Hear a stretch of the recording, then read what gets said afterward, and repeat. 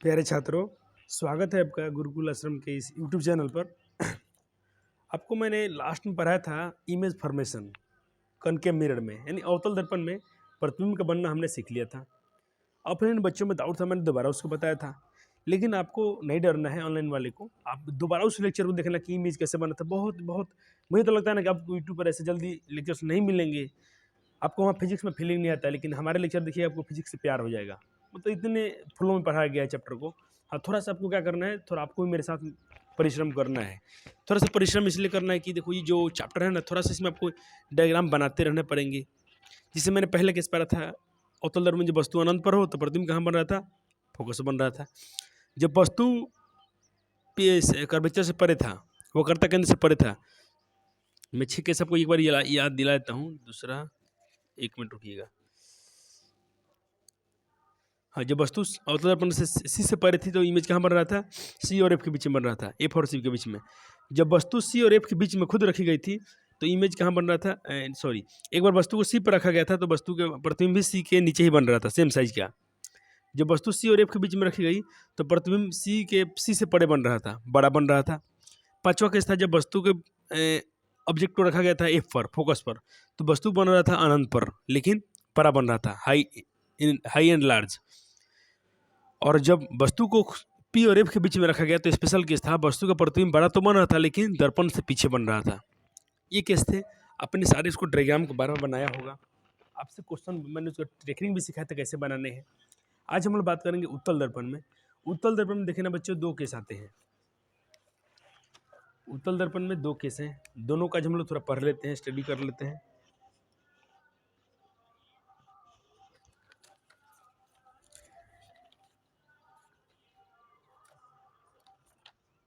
ये 6 केस हम लोग पढ़ लिए हैं।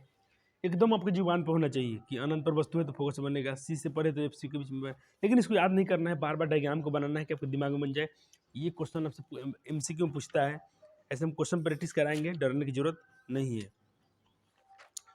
देखो प्यारे बच्चों, अवतल दर्पण के लिए, उत्तल दर्पण के लिए दो केस बनता है। पहला कि वस्तु अनंत पर रखना है, और दूसरा वस्तु अनंत तथा दर्पण के ध्रुव के बीच, पी के बीच रख देना है। ठीक है, एक बार अनंत पर, एक बार पी, अनंत और ध्रुव के बीच में रख देना है, पोल के बीच में। तो इमेज कैसे बनेगा, ऐसे बनता है। लेकिन हम लोग इसको याद नहीं करेंगे उस बार की तरह, इस बार बना के देखते हैं। तो पहले हम बना लेंगे यहाँ पर एक दर्पण।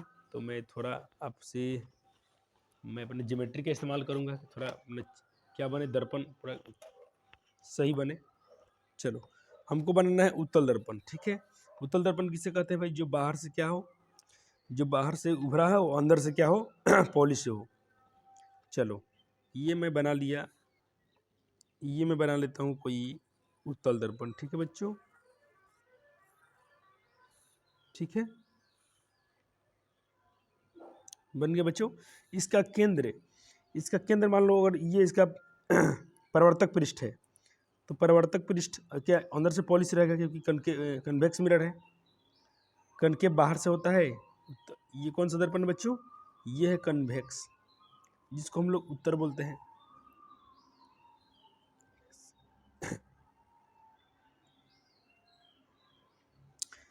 ये मेरा उत्तल दर्पण है बच्चों। इसका बीच में कोई हिस्सा ले लेते हैं, ये परिवर्तक पृष्ठ है। अगर परिवर्तक पृष्ठ में कोई बीच का हिस्सा लेंगे वो कहलाएगा पोल। क्या कहलाएगा, पोल, पोल। ठीक है, इसको मैंने पोल दे दिया नाम। ठीक है बच्चों, चलो अब पोल से अगर मैं इतना दूर पर रख लेता हूँ, इसका मान लो ये पहला बिंदु, एक मैं केंद्र लेता हूँ, ये मान लो केंद्र मान लेता हूँ। तो केंद्र तो क्या बोलेंगे हम, केंद्र को बोलेंगे हम लोग सी, कर्वेचर। इसको बोलेंगे फोकस, मेन फोकस, मुख्य फोकस। ये दूरी बराबर लेना, जितना दूरी पे ये होगा उतना ही दूरी पे भी लेना। ये बात तो ख्याल रखना है आपको बच्चों, ताकि आपका इमेज गलत ना बने, आपके भी इमेज अच्छे बने। चलो, इमेज कहाँ, वस्तु कहाँ रखनी है, अनंत पर। वस्तु कहाँ रख देना, अनंत पर। तो मैं क्या करता हूँ, थोड़ा इधर मिटा लेता हूँ बच्चों। चलो, मैं मान लेता हूँ यहाँ अनंत है, ये दूरी अनंत ले लेता हूँ। ये मैंने यहाँ कोई ऑब्जेक्ट रखा है। अब बताओ बच्चों, इमेज बनने के लिए क्या कंडीशन है? दो किरणों का जाना आवश्यक है। तो एक तो आप सर से गुजार दोगे बच्चों। आप उम्मीद करता हूँ चारों नियम नहीं भूले होगे। आपने एक आपतित किरण आई है ऐसे, ठीक है। अच्छा, अब हम जल्दी हमको याद दिला दो, जब किरण उत्तल दर्पण में आती है तो क्या होता है इसका? जब पी कैसे देखो, मेन अक्ष के समांतर आएगी तो कहा जाएगी फोकस जाएगी नहीं जाएगी, लेकिन इसमें तो क्या पॉलिश है तो फोकस को यूज करेगी बच्चों। ये फोकस समांतर आएगी तो फोकस तो जाना ही जाना है, लेकिन यहाँ पर कंडीशन ऐसा है कि भाई इधर अंदर पॉलिश है तो इधर फोकस पे तो आएगा नहीं, लेकिन फोकस को यूज कर लेगी। फोकस को यूज कर लेगी, इसे डॉट डॉट काल्पनिक अब दिखा देना, यहाँ से चली गई तो समांतर आएगी तो फोकस तो जाना ही जाना है। समांतर आई थी, फोकस से गई लेकिन यूज करके चली गई क्योंकि अंदर पॉलिश है। एक किरण इधर से गुजार दो बच्चों,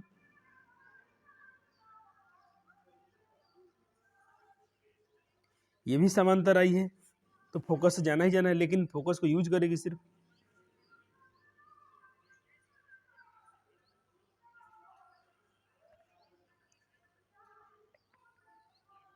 डॉट दिखाना बच्चों, जब यूज करना है डॉट दिखाना है आपको, ठीक है। अब बच्चों तुम बता दो हमको इमेज बना क्या?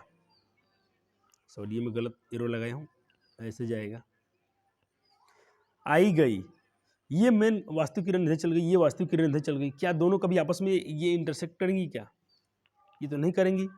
तो उत्तल दर्पण में इसका मतलब तो वास्तविक प्रतिबिंब नहीं बनेगा। तो मैंने क्या बताया था आपको? तो मैंने बताया था कि इसमें आप करना एज्यूम कर लेना, ठीक है बच्चों। एज्यूम क्या करना है आपको? एज्यूम कर लेना है कि हो सकता है ये कहीं आगे मिले, तो इसको हम लोग ऐसा समझ सकते हैं कि ये किरण देखो डॉट डॉट डॉट यहाँ जा रही है, ये किरण यहाँ आ रही है, इसका मतलब यहाँ मिल रही है, तो इमेज यहीं का बन रहा है, फोकस बन रहा है। तो जब वस्तु देखो अवतल में भी, जब वस्तु अनंत पर था तो फोकस वही इमेज बन रहा था, उत्तल में भी यही केस है। चाहे तुम और किरण गुजार लो, चलो तुम्हारा संतुष्टि के लिए एक दो किरण और गुजार लेते हैं, समांतर आई है, समांतर का क्या असर होता है? फोकस को यूज करो, भागो यहाँ से। ये मान लो ये समांतर किरण थी, ये फोकस को यूज करेंगी और चली जाएंगी, चली गई, आई चली गई। एक और किरण गुजार लेता हूँ इधर, ये भी क्या करेगा? फोकस को यूज करेगा, लौट जाएगा क्योंकि अंदर क्या है? पॉलिश्ड है, अंदर क्या है? पॉलिश है, ये भी चला गया। कोई किरण कटने का नाम नहीं ले रहा है, तो हम तो यही नहीं कह सकते हैं भाई, मैं यहाँ से ही कर रहा हूँ तो स्केल से करना सीधा होना चाहिए। इसका मतलब इमेज कहाँ बन रहा है बच्चों? इमेज बन रहा है फोकस पर और छोटा बन रहा है। अब इसके नेचर को लिखना है तो नेचर को मैं अपने नोट्स में से लिखवा देता हूँ, लिख लो बच्चों यहाँ से। अभी रुक जाना, मैं थोड़ा जूम कर देता हूँ, अच्छे आपको दिखेंगे। चलो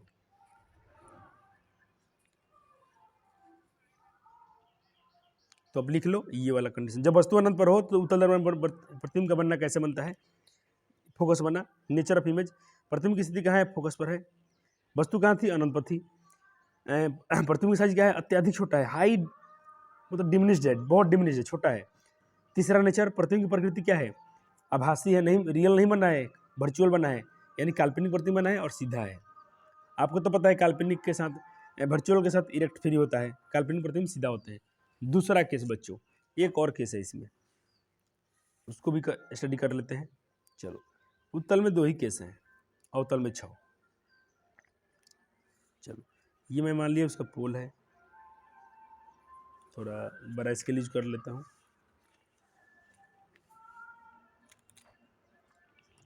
रख दिए रे,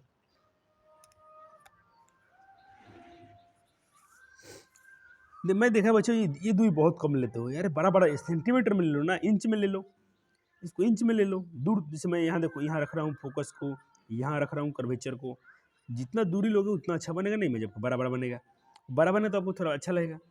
हाँ चलो, इनका नाम क्या दोगे आप? फोकस, PFC, ठीक। ये क्या है? अंदर से पॉलिश है, क्योंकि कौन सा दर्पण है? उत्तल दर्पण है।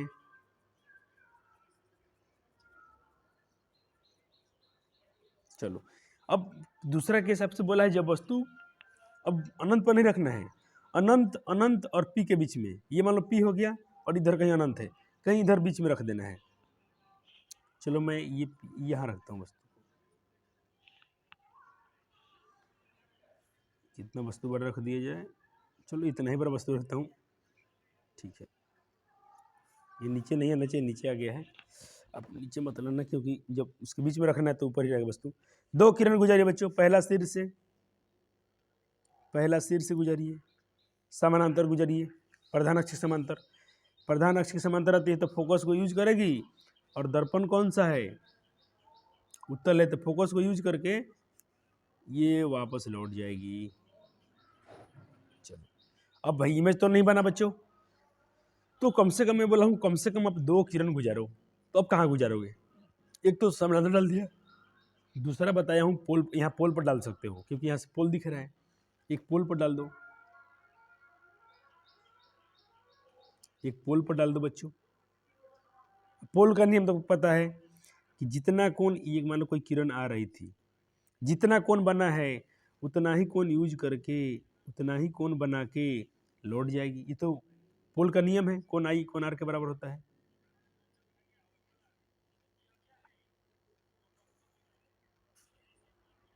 बच्चों ये एंगल बराबर रखना, ये दोनों एंगल बराबर रखना, कभी इमेज आपका गलत नहीं बनेगा। अब इमेज बना क्या, नहीं बना सर, तो क्या करें, कल्पना करते हैं, क्योंकि इसमें काल्पनिक प्रतिबिंब ही बनता है। हम एज्यूम करते हैं, हम मानते हैं ये किरण को हम पीछे स्टैंड करें तो ऐसे आ सकती है, ये किरण ऐसे आ सकती है बच्चों। हाँ सर, और हम क्या कर सकते हैं, और क्या, हम इस किरण को भी तो एज्यूम कर सकते हैं, ये भी पीछे, इसको भी पीछे में स्टैंड कर सकते हैं। हाँ सर,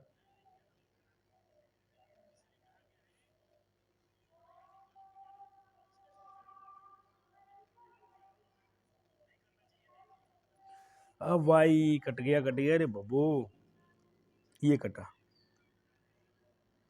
देख ये रहा P, ये रहा, इसके बीच में कटा कि नहीं कटा, तो आपको बुक यही लिखा होगा।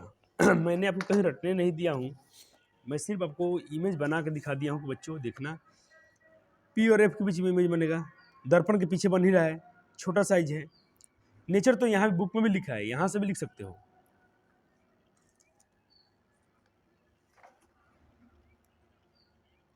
इमेज वहाँ से भी लिख सकते हो, बस बन गया इमेज आपका। अब नोट्स में मैं लिखा हूँ, इसको लिख लो, या अपने बुक से भी लिख सकते हो। देखो अब नेचर लिख लो, प्रतिबिंब की स्थिति कहाँ है, P और F के बीच में बन रहा है, दर्पण के पीछे बन रहा है, प्रतिबिंब की साइज क्या है, बहुत साइज क्या है, छोटा है। प्रतिबिंब के नेचर क्या है भाई, काल्पनिक है, सीधा है, यानी वर्चुअल इरेक्ट, अरे वर्चुअल के साथ इरेक्ट फ्री है, याद रखना। और रियल के साथ inverted. Sir case image diagram होते हैं खत्म, तो कर सर अब क्या पढ़ना है बच्चों, अब आपको पढ़ाने जा रहा हूँ। मैं थोड़ा समतल दर्पण से एक केस पर आता हूँ, उसमें क्या है, क्वेश्चन पूछता है कभी कभी, तो शायद मैंने देखा लेक्चर्स में आपको नहीं पढ़ाया हूँ समतल दर्पण के बारे में, कि पढ़ाया हूँ हमको याद नहीं आ रहा है, मैं उस चीज़ को दिखा रहा हूँ। अगर नहीं पढ़ाया हूँ तो उसको आप नोट कर लेंगे, ऐसे समझा भी देता हूँ उसको, आपको पता होगा। क्या बच्चों मैंने इस केस को पढ़ाया क्या, समतल दर्पण में इमेज बनता है तो इसकी विशेषता क्या होती है। अगर नोट्स में चेक कर लो, अगर बन गया है तो इसको नहीं लिखना है, अगर नहीं पढ़ा है तो इसको नोट कर लेना है, बहुत ईजी प्रोसेस है। समतल दर्पण में क्या होता है, उसका जो पृष्ठ होता है समतल होता है। इमेज की विशेषता क्या होती है, हमेशा सीधा बराबर प्रतिबिंब बनता है, जितना दूर वस्तु होगा उतना ही दूर पर इमेज बनेगा। ये यहाँ तक आपको नोट करने हैं, यहाँ तक। अगर है तो छोड़ देना, एक बार नोट को देख मिला लो अपने नोटबुक में जाके, नहीं है तो नोट करना है। अब क्या पढ़ना है सर आज? तो आज पढ़ना है बच्चों, ये तो हमें याद है कि पूरा पढ़ा दिया गया है। ये पूरे याद है कि पढ़ा दिए गए हैं आपको। तो अब हमने इमेज बनना सीख लिया, तो हम एक रिलेशन पढ़ लेते हैं। वह करता फोकस दूरी, चलो इसको बाद में कराते हैं। पहले अवतल दर्पण कुछ हम यूज पढ़ लेते हैं, ये वाला।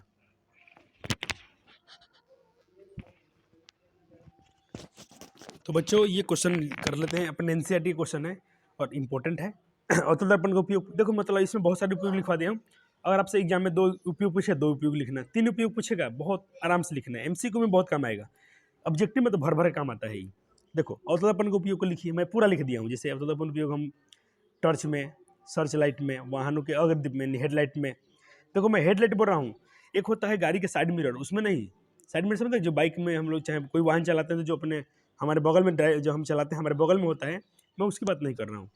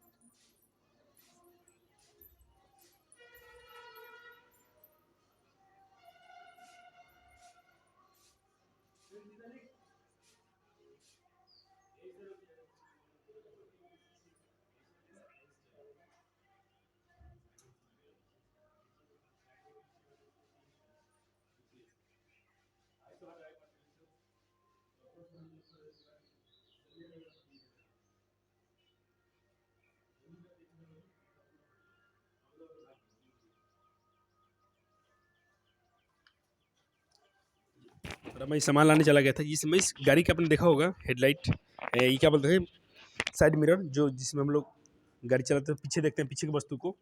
तो ये अवतल नहीं है, ये उत्तल दर्पण है। ये कौन सा दर्पण है ये बच्चे? ये उत्तल दर्पण है, ये अवतल नहीं है, ठीक है। चलो, सैलून में आपने देखा होगा अक्सर अवतल दर्पण का उपयोग, क्योंकि दाढ़ी बड़ा बड़ा दिखता है। डॉक्टर भी इसका इस्तेमाल करते हैं लोग, दंत विशेषज्ञ डेंटिस्ट लोग इसका भी इस्तेमाल करते हैं मरीजों के दांत और के बड़ा प्रतिबिंब देखने के लिए। तो कभी क्वेश्चन पूछेगा अवतल दर्पण उपयोग दाढ़ी बढ़ाने के रूप में क्यों किया जाता है, तो यहाँ से आंसर लिख देना। इसीलिए मैं इसमें बहुत सारा टेकल किया हूँ, इसमें से जितने क्वेश्चन बनेगा ना सारे कर लोगे। ये भी क्वेश्चन पूछ लेता है कि अवतल दर्पण का उपयोग सोलर भट्ठी में क्यों किया जाता है, सोलर कुकर में क्यों होता है, क्योंकि क्या करता है सूर्य के प्रकाश को केंद्रित करता है। बड़े बड़े अवतल दर्पण का उपयोग वहाँ पर किया जाता है। और कहाँ करते हुए तुम परावर्तक दूरबीन में, लेजर लाइट में ये अवतल दर्पण का उपयोग होता है। चलो, ये तो आपको पता होगा नोट में कि अवतल दर्पण को हम लोग क्या बोलते हैं, कन्वर्जिंग मिरर यानी अभिसारी दर्पण, और उत्तल दर्पण को बोलते हैं अपसारी दर्पण। ये तो आपको टर्म में याद ही होने चाहिए, और याद भी होगा शायद आपको। चलो, ये हो गया। ये मेरे पिछले साल के नोट्स है, इसमें जो अच्छी अच्छी बातें हैं। अच्छा, एक ये याद रखना, बच्चे इसमें कन्फ्यूज रहते हैं, जो दर्पण इमेज कैसे बनता है, थोड़ा देखिएगा। अगर मैं बताता हूँ दर्पण काल्पनिक दर्पण के काल्पनिक प्रतिबिंब के लिए, देखो अवतल में क्या बनेगा, बड़ा प्रतिबिंब, उत्तल में क्या बनेगा, छोटा प्रतिबिंब। नाम छोटा है तो छोटा प्रतिबिंब, नाम बड़ा है तो बड़ा प्रतिबिंब। कभी बड़ा प्रतिबिंब पूछे कहाँ बनेगा, तो सिर्फ अवतल में ही बनता है, उत्तल में कभी तो बनता ही नहीं है। अब प्रयोग देख लो, उपयोग अवतल का उपयोग टर्च में होता है, उत्तल का लालटेन में होता है। ये अच्छा बात है। चलो चलो, इस क्वेश्चन को भी कर लेते हैं भाई। ये सारे एनसीईआरटी क्वेश्चन है। उत्तल दर्पण का उपयोग गाड़ी के बगल में क्यों, जैसे मैंने बोला ना, ये दर्पण दिखाया था आपको, ये है गाड़ी के बगल में रहता है। इससे क्या हम लोग पीछे की इमेज देखते हैं, पीछे कौन है, देखना इसमें पीछे की ना वस्तु को साफ साफ फोटो बनता है। कितना भी दूर वस्तु रहेगा ना, उसका इसमें इमेज बन जाता है। इसकी क्वालिटी यही है इस मिरर की, तो इसीलिए इसके हम लोग साइड मिरर का इसमें इस्तेमाल करते हैं। क्वेश्चन बहुत पूछता है एग्जाम में, एमसीक्यू में तो पूछ लेता है, तो आपको टिक करना है। अगर लिखने के लिए पूछता है तो आपको ऐसे करने हैं। चलो, अगला देखते हैं। उस दर्पण का नाम बताएं जो सीधा और आवर्धित प्रतिबिंब बना सकता है, बताइए। ये एनसीईआरटी क्वेश्चन है। सीधा और आवर्धित, आवर्धित मतलब बड़ा, बड़ा तो उत्तल में अवतल में ही बनेगा, और सीधा एक बार बनता है सीधा, पता है कब, जब पी और एफ के बीच में रखते हो तब। वही वाला केस, छठा केस, हाँ बहुत इंपॉर्टेंट है छठा केस। चलो, अब क्वेश्चन क्या है, अवतल दर्पण द्वारा बना प्रतिबिंब आभासी सीधा तथा बिंब से बड़ा पाया जाता है, वस्तु कहाँ रखनी पड़ती है। अरे बच्चे जानते हैं पी और एफ के बीच में रखना पड़ता है। चलिए, एक सवाल क्या है, किसी दर्पण से चाहे आप कितनी भी दूरी पर हो, आपका प्रतिबिंब हमेशा सीधा प्रतीत होता है, संभवतः दर्पण कौन है। तो देखो, या तो उत्तल होगा या तो समतल होगा। उत्तल में क्या होता है, देखो जितना दूर पर होगा ना, आपका प्रतिबिंब सीधा बनता है, सीधा बनता है, ठीक है। आपका प्रतिबिंब हमेशा सीधा बनता है, तो सीधा दो ही चीज बनता है, या तो उत्तल में या तो समतल में। हमेशा उत्तल में हमेशा सीधा बनेगा, और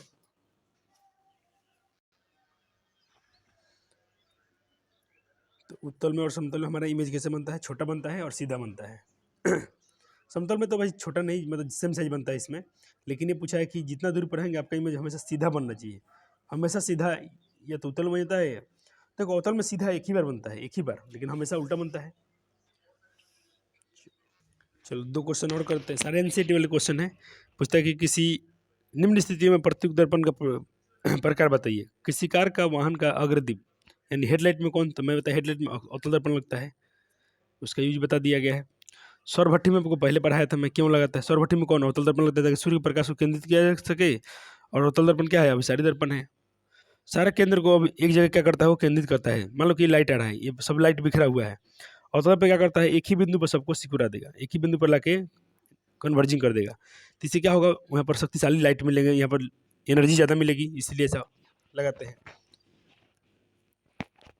ये तो अभी आपको नहीं पढ़ना, इसको अभी नहीं, इसको बाद में करते हैं। तो 8 का मेरा हो गया ए और बी, दो करा दिया, ये बाद में कराएंगे। अभी दर्पण सूत्र को पढ़ाना है, उसके बाद इसको कराना है। अगर क्वेश्चन ऐसे से पूछे जाएँ अवतल दर्पण उत्तल दर्पण में अंतर बताइए, तो बिल्कुल आप इजीली आसानी से बता सकते हैं। एकदम पहले तो उनका डिफिनेशन लिख देना है, इमेज कैसे बनता है इसको बता देना है, ठीक है। ये 6 अंतर लिखा हूँ, इतना अंतर आपसे नहीं पूछते हैं। अब थोड़ा हम लोग साइन कन्वेंशन की बात कर लेते हैं, चिन्ह पार्टी नियम क्या होती है। ठीक है, इसमें साइन कन्वेंशन में देखो इसको बोलते हैं नहीं करती है, चिन्ह परिपाटी नियम कहते हैं इसको। एक बार इसको रीडिंग कर लेना, लेकिन आपको ज़्यादा बातें समझ में आती नहीं है, लेकिन अभी आपको थोड़ा हम बस थोड़ी सी मैं आपको पूरा ये चिन्ह परिपाटी नियम है, ये बहुत साइन कन्वेंशन बहुत जरूरी है न्यूमेरिकल करने के लिए आपको कराते हैं। इसके बाद आपको मिरर फार्मूला, दर्पण सूत्र और आवर्धन का सूत्र पढ़ा दिया जाएगा। तो ये एनसीईआरटी नहीं करवाइए, सिर्फ एनसीईआरटी सूत्र लिखती है, लेकिन इसको कभी कभी साल परीक्षा में पूछता है साबित करो, तो हमको ये समझ में नहीं आता जब एनसीईआरटी में दिया नहीं है तो ये पूछता ही या में कैसे है। कोई बात नहीं, तो इसको हम आपको करा देते हैं, पूछ लेते हैं कभी कभी। तो पहले तो हम चिन्ह परिपाटी नियम को समझाते हैं। चिन्ह परिपाटी नियम मैं को एक छोटे से शब्द में पढ़ाता हूँ। देखो ये रहा मेरा, मैंने क्या पढ़ा था आपको छोटी क्लास आपको याद है, 9th क्लास, तो आपको पढ़ाया गया था वहाँ पर निर्देशांक ज्यामिति आपको पढ़ाया गया था, कार्टेशियन प्ले यानी कार्तीय तल पढ़ाया गया था कि बिंदु, ये मूल बिंदु है, इसका निर्देशांक 0 0 होता है, इधर से जाओगे तो प्लस में होता है, उधर जाओगे प्लस में होता है, लेफ्ट साइड में आओगे तो माइनस में होता है, और नीचे आओगे तो माइनस में होता है। देखो अब चिन्ह परिपाटी में करना क्या है, पहले मैं कॉनकेव मिरर के बारे में बात कर रहा हूँ। ये मान लो अवतल दर्पण है, ठीक है, तो इसको हमेशा जो मूल बिंदु था ना, इसी को P मान लेना है। ये मेरा मूल बिंदु है, मान लो ये क्या है, चिन्ह परिपाटी नियम, ऊपर गया नीचे आया, ये मूल बिंदु है, तो इसको P मान लेना है। अब बोलो P से मैं इधर आ रहा हूँ, P से इधर आ रहा हूँ तो फोकस है, इधर आ हूँ तो कर्वेचर है। अब बोलो P से F आया तो ये क्या है, फोकस दूरी कहलाती है। तो ये इधर आ रहा हूँ लेफ्ट साइड में, तो क्या होगा, निगेटिव की पॉजिटिव, तो बच्चे कहेंगे निगेटिव होगा। इसीलिए अवतल दर्पण की फोकस दूरी, अवतल दर्पण की फोकस दूरी निगेटिव होती है। क्या होती है, ऋणात्मक होती है। क्वेश्चन पूछा गया है, याद रखना है। अब देखो वक्रता त्रिज्या यहाँ से यहाँ तक की दूरी, ये भी हम बाएं तरफ आ रहे हैं, तो ये भी क्या हो गया, निगेटिव हो गया। तब उसकी फोकस दूरी और त्रिज्या दोनों निगेटिव। यू तो भाई कोई भी हो ऑब्जेक्ट आप जब भी रखते हो ना, देखो उत्तल में भी ऑब्जेक्ट रखोगे तो पीछे रखोगे, अवतल में वस्तु रखते हो तो यहाँ रखते हो, पीछे रखते हो, तो यू हमेशा निगेटिव होता है, चाहे अवतल दर्पण हो चाहे इथी हो। अब देखो एच, हाइट पॉजिटिव होता है। वस्तु जो ऑब्जेक्ट रखें, ऑब्जेक्ट हमेशा वस्तु जो रखते हैं ऊपर, ऑब्जेक्ट हम कहाँ रखते हैं, ऊपर रखते हैं, ये दर्पण से ऊपर रखते हैं, तो ऊपर क्या होता है, मैंने बताया ऊपर प्लस में होता है, तो ये वस्तु हमेशा क्या होती है, धनात्मक होती है। दूरी, अच्छा यू क्या होता है सर, यू मतलब वस्तु दूरी, कि आप कितना दूरी पर रखें, तो यू से याद रखना, इसको बोलते हैं वस्तु दूरी।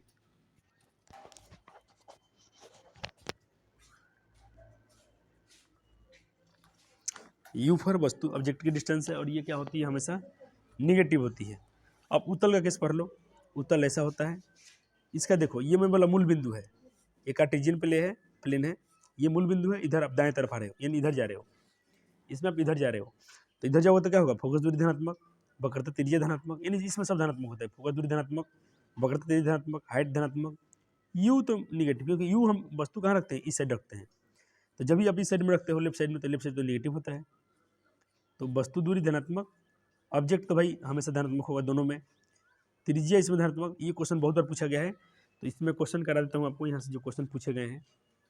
तो पहले जो मैं पढ़ा है, इससे क्वेश्चन पूछा गया था 5 नंबर के लिए, तो तुम घबराना नहीं। एक क्वेश्चन पूछता है कि गोलीय दर्पण द्वारा परिवर्तन के लिए चिन्ह परिपाटी नियम का व्याख्या करें, सचित्र वर्णन करें, चित्र बनाना है। और 2018 में पूछा गया, तो बहुत लंबा क्वेश्चन है ये, लेकिन 5 नंबर मिलता है। देखो पहले तो कुछ नहीं, वक्रता आपने क्या बताया, इसमें गोलीय दर्पण में वस्तु की प्रतिबिंब कभी दर्पण के सामने बनता है तो कभी दर्पण के पीछे बनता है। अतः इन दोनों परिस्थितियों में अंतर स्पष्ट करने के लिए एक परिपाटी की आवश्यकता होती है, जिसे हम लोग साइन कन्वेंशन कहते हैं, यानी जिसे हम लोग चिन्ह परिपाटी नियम कहते हैं। इस परिपाटी में दर्पण से ध्रुव को मूल बिंदु को मानते हैं। दर्पण के मुख्य अक्ष को हम लोग एक्स से इसमें मैं ये लिया हूँ। और परिपाटी का निम्न प्रकार है, एक तो भाई वस्तु को हमेशा दर्पण के बाईं ओर रखा जाता है, इसीलिए यू क्या होता है, ऋणात्मक होता है।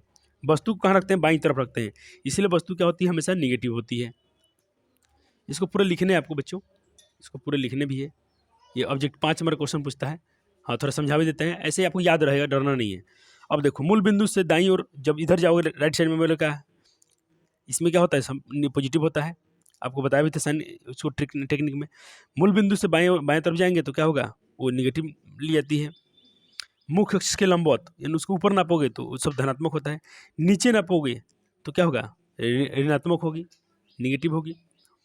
अब चलो ये इमेज बना देना था, इतना कर देने पर आपको मिलते हैं 5 नंबर। अब देखो इस पर आधारित कुछ ऑब्जेक्टिव प्रश्न पूछा गया है, तो मैं वो भी कराता हूँ।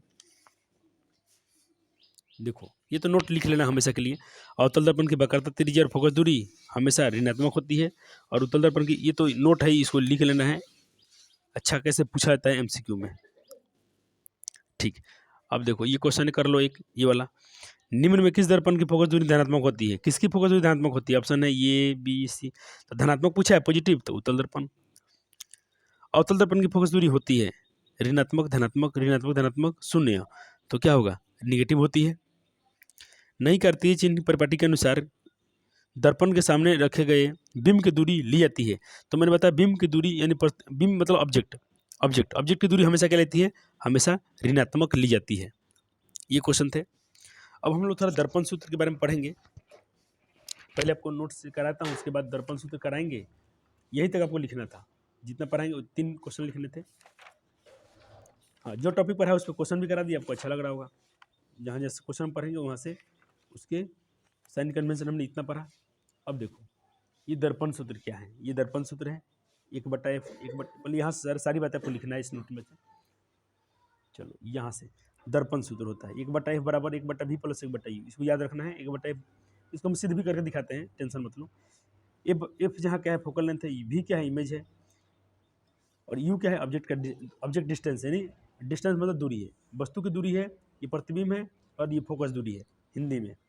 अब एक सूत्र रहेगा आवर्धन का, मैग्निफिसेंट। तो ही हो, इसको ऐसे रखना है ही हो, यानी ही आई है ना यहाँ पर, तो आई से इमेज रखना, यानी हाइट ऑफ इमेज। इसको पढ़ना है हाइट ऑफ इमेज, और ओ ही हो, ओ से ऑब्जेक्ट, हाइट ऑफ ऑब्जेक्ट। देखो इसका आवर्धन नहीं होता है, इसका कोई नहीं। तुमसे क्वेश्चन पूछा कि आवर्धन का ऐसा ही मात्रक क्या होता है, तो कहने कि मात्रक विहीन होता है। आवर्धन का ऐसा ही मात्रक विहीन होता है, कोई इसका मात्रक नहीं होता है। तो ये आपको बात याद रखना है, पूछा गया परीक्षा में सवाल। सूत्र इसका दो होता है, एक होता है HI/HO, एक होता है -V/U। हम दोनों यूज करेंगे, तो पहले आपको दोनों सूत्र याद रखने हैं। दो सूत्र याद रखेंगे आवर्धन का, -V/U, V क्या प्रतिबिंब और U क्या ऑब्जेक्ट दूरी। ये हाइट, ये हाइट ऑफ इमेज, आई से हाइट ऑफ इमेज और हाइट ऑफ ऑब्जेक्ट। अब चलो इसमें ये इंपॉर्टेंट है, ये IMP लिखा हूँ, यानी ये बहुत इंपॉर्टेंट बात है। देखना अगर हम m का मान निकालेंगे, m का मान अगर आ गया 0 और 1 के बीच में। 0 1 के बीच का मतलब क्या होता है? जैसे मान लो कि ऐसा आ जाए 0.7 0.7, तो 0 1 के बीच कहलाएगा। तो यहाँ पर वस्तु का प्रतिबिंब क्या होता है? छोटा बनता है। क्या बनता है? छोटा बनता है। और वस्तु के प्रतिबिंब कैसे बनता है? छोटा बनता है, ठीक है। और 1 आ गया, पर इस बार आवर्धन का मान 1 के बराबर आएगा, तो यहाँ प्रतिबिंब सेम साइज बनता है ना। सेम साइज मतलब बराबर बनता है। कैसे बनता है? बराबर। यहाँ छोटा, यहाँ बराबर। और m का मान बड़ा आ गया 1 से, जैसे m का मान आ गया 1.6 1.7, 1 से ज़्यादा आ गया, कुछ भी कितना भी 1 लाख 2 लाख, 1 से ज़्यादा आना चाहिए। तो इसमें प्रतिबिंब कैसा बनता है? इनलार्ज का मतलब बहुत बड़ा, इसमें छोटा, सेम साइज। ये 3 कैसे याद रखना है। अब चलो यहाँ देखो, अगर m का मान आ गया कितना? पॉजिटिव, तो वस्तु कैसा बनेगा? इरेक्ट और वर्चुअल, यानी सीधा और काल्पनिक बनेगा। और m का मान आ गया माइनस में, इसे यह प्लस में आएगा, माइनस में आएगा तो इन्वर्टेड और रियल, यानी उल्टा और वास्तविक बनेगा, यानी वास्तविक और उल्टा बनेगा। ये आपको न्यूमेरिकल करने में बहुत सहायता करेंगे। देखो अगर इतना क्वेश्चन पूछता है सिर्फ कि दर्पण सूत्र क्या है, इसकी परिभाषा और सूत्र लिखे, तो ये अच्छा बात है, NCERT इतना पढ़ाई है। लेकिन हमको लफड़ा ही होता है, बोलता है इसको सिद्ध करें, तो सिद्ध करने वाला तो हमको NCERT में कहीं दिया नहीं है। फिर भी आपको मैं कराता हूँ, पहले इसको आप कर लो, ये वाला क्वेश्चन कर लो। ये दर्पण सूत्र क्या है? तो गोलीय दर्पण के ध्रुव और बीच, ये तो नीचे के लेता,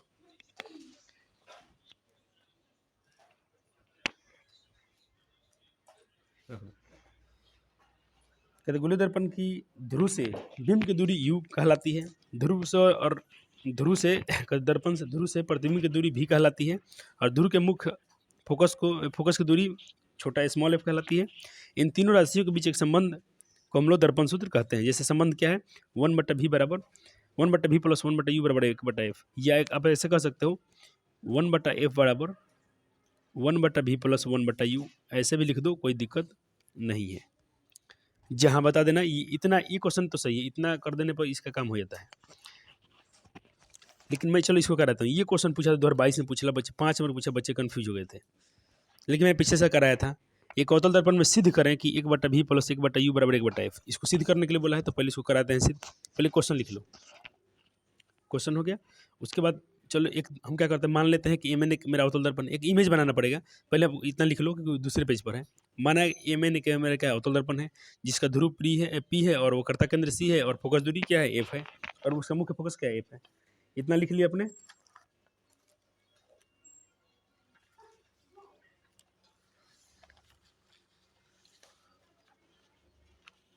चलो अब देखिए, यही डायग्राम की बात कर रहा था। एक मैंने क्या माना, एम एन क्या है मेरा अवतल दर्पण है, पी क्या है वक्र ध्रुव है, एफ क्या है फोकस दूरी है, सी क्या है वक्रता केंद्र है।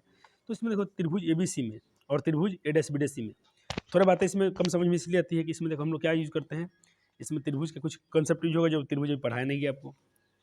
देखो दो त्रिभुज बना है, एक त्रिभुज बना है एबीसी। देखो एबीसी कहाँ बना है, ए बी सी, ये वाला त्रिभुज, और एक है एडीसी सी में, एडीसी सी, ये वाला छोटा त्रिभुज, ये छोटा त्रिभुज और इस त्रिभुज की बात हो रहा है। तो कौन क्या बनेगा इसमें, बनेगा कौन, यहाँ कौन बना है, देखो एक कौन यहाँ बना, एक यहाँ बना। तो एक कौन का नाम दे बी ए सी, यहाँ है। इस कौन का नाम कहते हैं, इस कौन का नाम दे हम बी ए सी। तो इसमें क्या बना है, उसमें कौन बना है, B dash A dash C. दोनों क्या 90 डिग्री पे है, ये भी 90 डिग्री पे है, देखो ये भी 90 पर है। ये कौन ये बना है और ये कौन ये बना है, दोनों कौन को लिख दिया हूँ। और ये दोनों क्या है, शीर्षामुख कौन है। थोड़ा इसमें अभ्यास करना है, अगर पूछे तो 2022 में पूछा गया है, 22 नहीं कब पूछा गया, थोड़ा देख लेते हैं। 2022 में पूछा गया था, तो हो सकता 24 में से पूछ ले, 5 नंबर के पूछ देता है। अब शेष कौन देखो, इसमें एक और कौन बना है, ए बी सी, ये कौन बना है, और इसमें कौन एक ये बना है। ये तो दोनों का बात हो गया, ये कौन ये है। तो इस देखो त्रिभुज के सारे कौन क्या है आपस में बराबर है। तो त्रिभुज आप क्या कह सकते हो, तो अपने 9th क्लास में पढ़े होंगे कि जब त्रिभुज के सम्मुख कोण और संगत कोण सब बराबर हों तो त्रिभुज क्या होती है, समरूप होती है। तो मैंने बोल दिया त्रिभुज क्या है, समरूप है। तो जब त्रिभुज समरूप है तो उसकी भुजाएं भी क्या होंगी, समानुपाती होंगी। यानी ए बी, इधर का ए बी तो उधर का क्या हो जाएगा, सी ए, इधर का ए बी इधर का सी ए, समान ए बी बटा ए डैश बी डैश। देखो ए बी बटा, तो इसमें क्या ए डैश बी डैश। और इसको डेली एक बार रिवीजन करना, देखना ये बातें याद हो जाएंगी। मैंने क्या बोला, इसमें इस त्रिभुज का देखो ए बी सी करो, तो इसमें क्या मिलेगा, ए बी, तो उसमें आप क्या लेंगे, ए डैश बी डैश, ये वाला इस त्रिभुज का। ठीक है, दोनों समानुपाती हो गए, बराबर मतलब बराबर होते हैं। अब इसमें का सी ए, तो उसमें से आप क्या लेंगे, सी ए डैश। ठीक है, और इसको समीकरण एक आपने नाम दिया।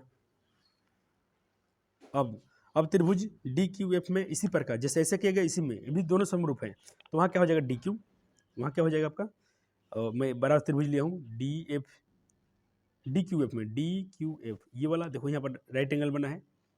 और त्रिभुज कौन सा लिया गया इसमें, ए dash B dash F, A dash B dash F ये वाला, तो इसमें भी यहाँ पर राइट एंगल बना है, समरूप है। तो जैसे यहाँ पर हुआ यहाँ भी ऐसे हो गया। समीकरण क्या हो गया, इसको समीकरण का नाम आपने 2 दिया। और यहाँ देखो एक टर्म गया डी क्यू बराबर ए बी, जैसे यहाँ पर ये ऐसा आया तो मैंने लिखा ए बी, डी क्यू को मैं ए बी लिख रहा हूँ क्योंकि डी क्यू बराबर ए बी है। देखो मैंने क्या बोला, जितना डी क्यू है उतना ही क्या है ए बी है।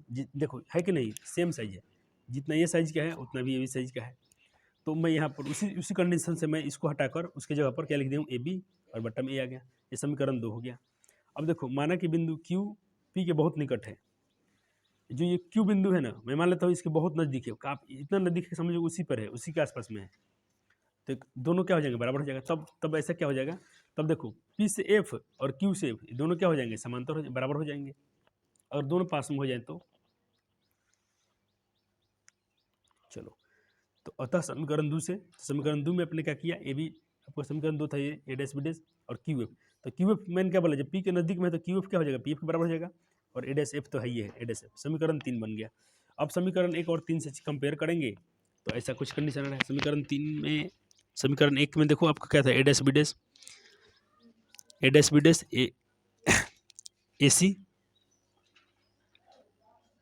और P dash and sorry A dash A C. अच्छा मैं इसको लिखा हूँ, ये वाला सी ए का मैं ए सी लिख दिया हूँ। यहाँ देखो समीकरण 3 में क्या है, एक में क्या है, ए सी है ना, तो इसको मैं यहाँ पर सीधा लिख दिया हूँ ए सी, और इसको ए डैश सी को मैंने थोड़ा सीधा ए डैश सी लिख दिया, थोड़ा सीधा लिखा हूँ इसको। ठीक है बच्चों, और कुछ नहीं। और समीकरण 3 में तो आपको दिख रहा है, इसमें क्या है, P F A dash F. और देखो ए सी का कहाँ से निकालोगे, तो P A minus P C. A C निकालने के लिए हमको निकालना है ए सी, तो ए सी कैसे निकलेगा, तो हम क्या करेंगे, P A minus P C, P A minus P C, हम इतना दूर में से इतना घटाएंगे तो हमारा ये निकल जाएगा। ठीक है, थोड़ा मुश्किल होता है बच्चे, लेकिन थोड़ा इसमें अभ्यास करने से बराबर हो जाएगा। इसी प्रकार इसको कैसे निकालेंगे, तो उसको पी सी में से ये घटा लेंगे। अब देखो पी ए में से ये घटाओ तो पी एफ निकल जाएगा, और ये तुम्हारा क्या हो, समीकरण नंबर 4 हो गया। अब यहाँ पर हम यूज करेंगे साइन कन्वेंशन, चिन्ह पर पट्टी के नियम यूज करेंगे। तो पी एफ क्या है, माइनस यू है, वस्तु दूरी है, तो उसको माइनस में लेना पड़ेगा। और ये क्या है, ये आपका क्या है, पी सी क्या है उसका, पी से सी, देखो पी से सी क्या है, ये तो यहाँ से फोकस होता है, और ये फोकस का डबल हो गया, तो फोकस का डबल लिखा गया, फोकस का डबल, तो 2f बटा में उसी प्रकार सबका मान बैठाया जा रहा है। अब ये इधर था, अब इसको सॉल्व करने पर देखो इधर सॉल्व करोगे तो माइनस, ये माइनस माइनस प्लस हो जाएगा, और ये माइनस 2f, और ये माइनस माइनस प्लस का भी हो जाएगा, और ये तो है अब ये भी माइनस माइनस, ये भी माइनस और माइनस क्या हो जाएगा यहाँ पर, प्लस हो जाएगा। अब देखो इसको सॉल्व किया गया है, क्रॉस गुना कर देना यहाँ से, जैसे इसमें करना, यू में भी से गुना करोगे तो यू भी, यू में एफ से गुना करोगे यू एफ, इसमें गुना करोगे तो 2f स्क्वायर, इसमें गुना करोगे तो ये हो गया, और बराबर में तो ये है ही था, ये सिर्फ क्रॉस गुना किया गया है। अब बटा में क्या था अपना, इसको सॉल्व कर रहा हूँ मैं, तो और इधर क्या था 2f square minus B F, इसको किसमें गुना किया गया, इसको इसको इसको इसको, ठीक है, इसमें फिर इसमें और इसमें, तो ये आया कंडीशन है आपका। अब देखो 2f स्क्वायर कट जाएगा तो बचेगा ये, और इधर राइट साइड में क्या बचेगा आपके पास, और क्या बच रहा है इसमें 2vf, तो इसको मैं इधर लाया तो प्लस में हो गया, और इधर क्या बचा है माइनस का vf, तो माइनस का vf, तो अब uf माइनस यू भी, इसको यू भी माइनस यू एफ, और देखो वी एफ में से 2vf में से एक vf घटाएंगे तो क्या बचेगा मेरे पास, एक vf बचेगा। इतना हो गया आपका। अब इसके आगे थोड़ा सा और करना है, ये 5 नंबर क्वेश्चन है तो ऐसे 5 नंबर नहीं मिलते हैं, थोड़ा काम करना पड़ता है। अब मैं दोनों तरफ क्या कर रहा हूँ, यू से भाग दे रहा हूँ, दोनों तरफ, एक तरफ ये था एक तरफ ये था, यू से भाग दे रहा हूँ, तो यू से यू कट गया, यहाँ भी यू से भी कट गया, यहाँ वी से वी कट गया, तो यहाँ क्या बचेगा 1/u, यहाँ बचेगा 1/v, तो ये मेरा कंडीशन आता है 1/u बराबर 1/v, और ये माइनस बचा, ठीक है। अब इसको स्वर सीधा करता हूँ मैं, अब मैं क्या कर रहा हूँ, 1/f को उधर ले जा रहा हूँ, तो 1/f इसको हट रहा हूँ, इधर क्या है 1/u है, तो इसको मैं इधर ला रहा हूँ, तो क्या हो जाएगा 1/f तो मेरा इधर रह गया, ये इधर गया, तो माइनस में भी यू है तो क्या है प्लस में हो जाएगा, तो यही कि मेरा रिलेशन क्या है, इसी तरफ कर देंगे, ये मेरा क्या हो गया हैंस प्रूव्ड हो गया। ये इतना करना है आपको, इसको 5-6 बार 8 बार जितना बार अभ्यास करोगे उतना अच्छा रहेगा। अब चलो एक आवर्धन था, आवर्धन का तो आपको पढ़ा दिया था, उसमें कल उसका हिंट्स पूरा बता दिया हूँ, तो एक बार आवर्धन के बारे में भी लिख लो। आवर्धन क्या होता है वहाँ पूरा समझा दिया हूँ कि एम का माने का है तो क्या करना है, 1 से बड़ा हो तो क्या है, एक और 0 के बीच में क्या करना है, निगेटिव है तो क्या होगा, पॉजिटिव हो तो क्या होगा। चलो ये भी क्वेश्चन सिद्ध करने के लिए पूछ देता है कभी कभी, अवतल दर्पण में आवर्धन का व्यंजक प्राप्त करें, तो इसको भी नोट कर लेंगे आप। चलो पूछेगा तो बहुत कम पूछता है, लेकिन आपके पास ऑप्शन रहेगा, मतलब 2 लॉन्ग क्वेश्चन है तो ये आसान है, तो इसको बना लेना, नहीं तो लिखने वाले को लिख देना, लेकिन सिलेबस में तो पढ़ना पड़ेगा। इसमें भी सेम वही प्रक्रिया अपनाया गया है जैसे अभी पढ़ाया आपको, पूछ ले तो ठीक है। तो इसीलिए हम कहते हैं कि जो H2 माइनस H1 या माइनस v/u, तो इसको आपको क्या लिखवाया था, m बराबर क्या होता है ही हो, यानी HI/HO या माइनस v/u, ये आपको मैं सूत्र सिखाया हूँ, ये भी याद रखना है आपको। चलो इतना हो गया। अच्छा एक क्वेश्चन और है दर्पण सूत्र वाला, बोलिए क्या बोलते हैं, दर्पण सूत्र तो हो गया। अब बच जाता है आपका ये गोलीय दर्पण में संबंध, ये साबित करने के लिए अब आपका हेडिंग ये बनाना है, गोलीय दर्पण में फोकस दूरी और वक्रता में की त्रिज्या आधी होती है, सिद्ध कीजिए। जैसे कहेगा सिद्ध कीजिए कि r बराबर 2f या a बराबर r/2 सिद्ध करने के लिए बोलता है, तो इसका ये सॉल्यूशन इधर है। ये 3-4 क्वेश्चन को थोड़ा परेशान करेंगे, उसके बाद कहीं नहीं। तो मैं कराता हूँ, इसलिए देखो एनसीईआरटी में नहीं दिया है, एनसीईआरटी से हटके करा रहा हूँ, थोड़ा नहीं आता है तो भी बुरा मत मानना, क्योंकि एनसीईआरटी में नहीं दिया है, लेकिन बोर्ड ने कभी कभी पूछा है, पूरा पेज पलट देखना कहीं भी नहीं दिया है। तो इसको मैं सोल्यूशन एक बार लिख लो, इसको बार बार अभ्यास करना। इसमें क्या है, जब इसको मैं बताया एक बार और रिविजन को करा दूंगा, जब आपको त्रिभुज पढ़ाएंगे ना तो इसमें ज़्यादा खाली इसमें त्रिभुज का नियम लगा है, तो जो 9th में पढ़े हैं उनको समझ में आ जाएगा ये। चलो पहले तो इतना तो आपको इसमें तो कोई डर नहीं, तो लिखना है कि एम एन मैंने अवतल दर्पण है, थोड़ा समझाता हूँ वेरीफाइड थोड़े थोड़े हल्के हल्के में। इतने से कोई दिक्कत नहीं है आपको। सी से बी को मिलाते हुए एन तक मिला है, ये सब जो डायग्राम जो बना है उसको लिखा गया है इसमें। आपको पता है कौन आई क्या है, अपतन कौन है, और डिवीजन जो बना है वो क्या है, परिवर्तन कौन है। इसमें तो कोई दिक्कत नहीं है। माना आपको कि फोकस दूरी पी एफ बराबर एफ है, तो दबा करते त्रिज्या पी सी बराबर क्या है, आर है, इस तो दिया ही है। टू प्रूफ तो सिद्ध क्या करना है हमको, ए बराबर आर बाई टू, ठीक है, या आर बराबर टू एफ, दोनों में से कोई सिद्ध करो। चलो यहाँ समझाते हैं प्रूफ। प्रमाण क्या है, परिवर्तन के नियम से क्या होता है, कौन आई कौन आर के क्या होते हैं, बराबर होते हैं। अब एंगल आई क्या बना है, ए बी एन बना है। कौन ए बी एन, देखो यहाँ पर कौन आई की ए है ना ये वाला, तो ये क्या बना है ए बी एन, यहाँ पर बना है देखो ये वाला, तो इसका नाम कैसे दोगे, ए बी एन। इसी प्रकार देखना कौन डिवीजन बना है समीकरण एक, पुनः इधर आओगे तो यहाँ भी कौन बना है, एक यहाँ आई बना है और यहाँ एक आर बना है, तो इसका तुम नाम क्या दोगे बच्चों, इसका नाम तुम दे दोगे डिवीजन बराबर एफ सी, ये आई और आर, ठीक है, बोल सही है कोई दिक्कत नहीं इसमें। एक बार पूरा फिर से दिखा दूं थोड़ा आपको।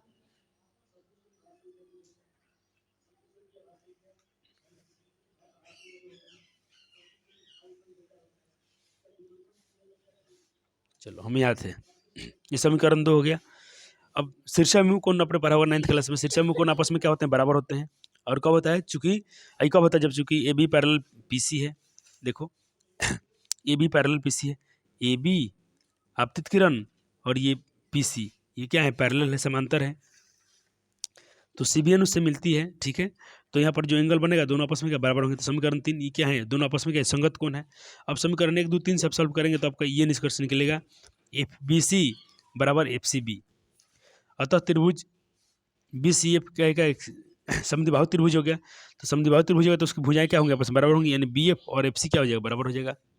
यानी देखो ये वाला मैंने क्या बोला, बी एफ और एफ सी, इस त्रिभुज की बात चल रहा है ये वाला, तो इसमें बी एफ और एफ सी क्या होगा, बराबर, क्योंकि समद्विबाहु त्रिभुज है, तो समद्विबाहु त्रिभुज में दो भुजाएं बराबर होती हैं आपस में। ये समीकरण नंबर क्या बनेगा, 4 बनेगा।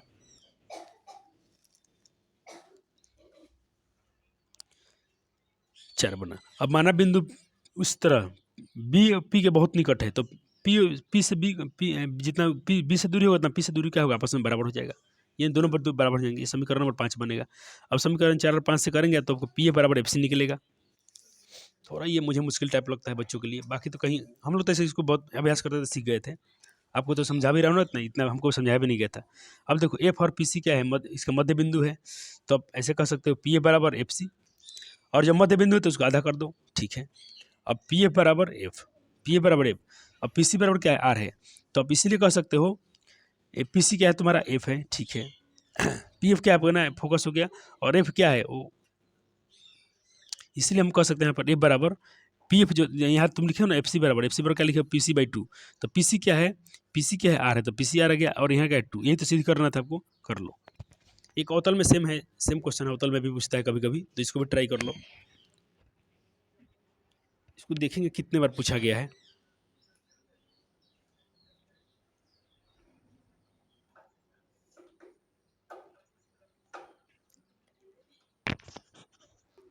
इतना हो गया, चलो क्वेश्चन देख लेते हैं पूछा गया कि नहीं, थोड़ा आपको भी पढ़ने में इंटरेस्टिंग आ जाएगा।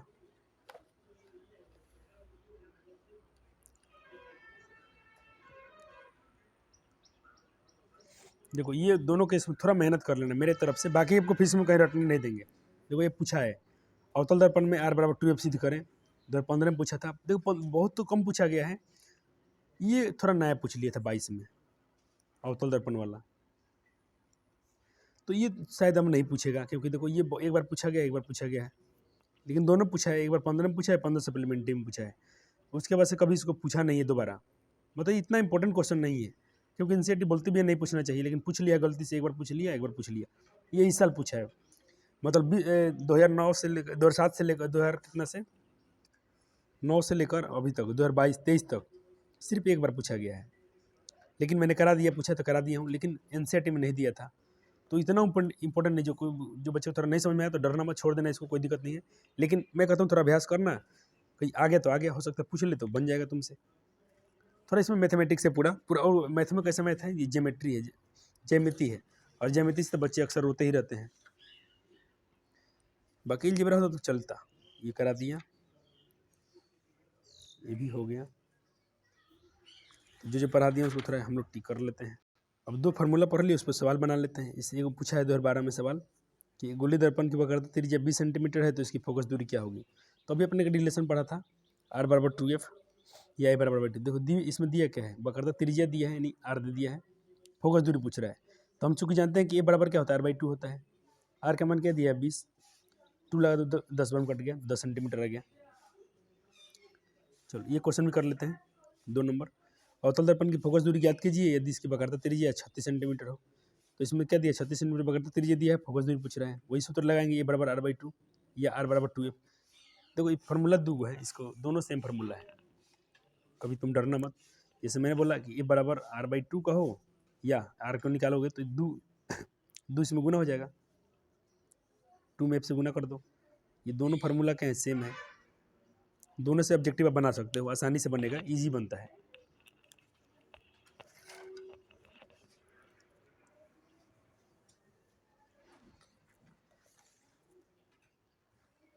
आज बहुत लंबा पार्ट कवर हो रहा है। ये क्वेश्चन और एक बार पूछा गया था, यदि वक्र दर्पण की वक्रता फोकस दूरी दिया है 25 सेंटीमीटर तो इस बार इसकी त्रिज्या पूछ रहा है। तो देखो त्रिज्या पूछे कोई दिक्कत नहीं, मैं इस बार आर त्रिज्या का सूत्र लगा दिया। एफ पूछेगा तो r/2 लगाना, r पूछेगा तो 2f लगा देना, दोनों सेम फार्मूला अभी बताया आपको। तो क्या हो जाएगा, 50 हो जाएगा। ये 2 क्वेश्चन हो गया। चलो और इसमें से क्वेश्चन MCQ तो बहुत पूछता है। ये क्वेश्चन हो गया, थोड़ा दिक्कत था बच्चों के लिए, कोई दिक्कत नहीं है। ये भी करा दिया हूँ, अवतल में उत्तल में दोनों में हो गया। अवतल दर्पण में उत्तल दर्पण में अंतर भी आपको पढ़ा दिया गया था, ये हो गया है। ये भी पढ़ा दिया गया, इधर का सब कुछ हो गया। आपको टूल पढ़ा दिया हूँ कि टूल कैसे इस्तेमाल करने हैं। तो टूल हो गया, तो अब करेंगे हम लोग कुछ न्यूमेरिकल करेंगे इसके बाद। अब ये भी पढ़ा दिया, अवतल दर्पण व्यंजक हो गया, हो गया। हाँ सवाल बनेंगे, बहुत सारे क्वेश्चन इसमें भी है, क्वेश्चन कराए जाएंगे आपको।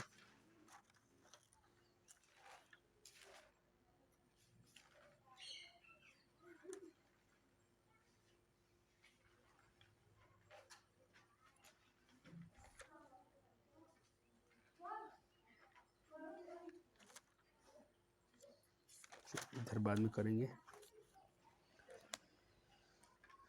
कुछ न्यूमेरिकल बनाते हैं क्वेश्चन।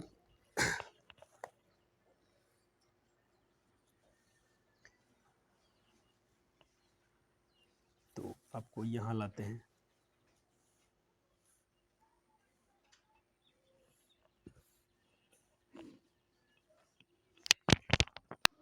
अब इस पे जितने ऑब्जेक्टिव है उसको भी कर लेते हैं हम लोग।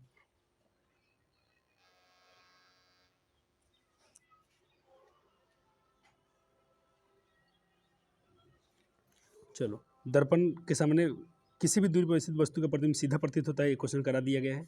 ये मत लिखने, करा दिया गया है। ये कर लो, प्रकाश की किरण गमन करती है, 2 बार पूछा गया है, तो हमेशा यह देखना सीधी रेखा में गमन करती है। चलो, प्रकाश के परिवर्तन के कितने नियम हैं, तो परिवर्तन के पीछे या अपवर्तन के पीछे दोनों के 2 ही नियम होते हैं। परिवर्तन के नियम से निर्धारित होता है आपतन कोण परिवर्तन कोण बराबर होता है, परिवर्तन कोण अपवर्तन कोण बराबर होता है, आपतन कोण विचलन कोण बराबर होता है। इनमें से कोई नहीं, अरे ऑप्शन ए सही हो जाएगा, परिवर्तन आपतन कोण परिवर्तन कोण के बराबर होता है। 5 आपको नहीं करना है। प्रकाश तरंग का उदाहरण है, प्रकाश तरंग का उदाहरण है ध्वनि तरंग, विद्युत चुंबकीय तरंग, पराबैंगनी तरंग।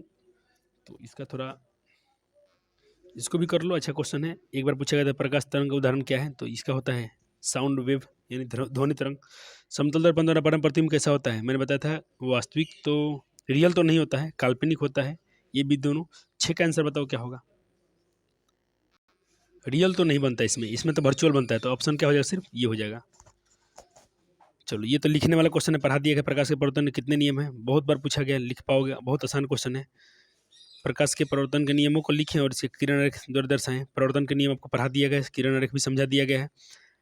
ऐसे समझाया गया था आपको कि आपतन कोण परिवर्तन कोण एक ही तल में होते हैं, बताया गया था आपको। प्रकाश पुंज क्या है, ये एक बार पूछा गया था, ये भी करा दिया गया है। अब चलो इधर आ जाओ, समतल दर्पण की फोकस दूरी क्या होती है? समतल दर्पण की फोकस दूरी क्या होती है? देखो अवतल का तो धनात्मक होती है, उत्तल की ऋणात्मक, उत्तल की धनात्मक, अवतल का ऋणात्मक। यहाँ पूछा समतल दर्पण की फोकस दूरी क्या होती है, बताओ जल्दी से। अनंत, शून्य, 100 सेंटीमीटर, 50 सेंटीमीटर। तो याद रखना इसकी फोकस दूरी इनफाइनाइट होती है। अवतल दर्पण के सामने वस्तु कहाँ रखें ताकि प्रतिबिंब उल्टा, अवतल दर्पण में वस्तु कहाँ रखें कि प्रतिबिंब उल्टा बन जाए, रियल बन जाए, समान बन जाए? तो देखो सेम साइज का बन रहा था जब हम रखते थे सी पर। कहाँ रखते हैं? सी पर। सी बोले तो वक्रता केंद्र पर रखेंगे। तो एक हो गया, दो हो गया। चलो देखो अब कंसेप्ट क्लियर है तो ऑब्जेक्टिव भी आपका नहीं फंस रहा है। उत्तल दर्पण में बना काल्पनिक प्रतिबिंब होता है। उत्तल में जो बनता है तो सीधा तो बनता है, बड़ा तो नहीं बनता है। उल्टा बनता है, नहीं नहीं। सीधा बनता है, हास्रित बनता है। ये हो जाएगा, हास्रित मतलब छोटा होता है। दर्पण सूत्र अभी जस्ट पढ़ाए हूँ, ये तो खुद से कर लोगे। दर्पण सूत्र चेक कर लेना कौन सा है, कोई कन्फ्यूजन नहीं रहेगा, पढ़ा दिया गया है। चलो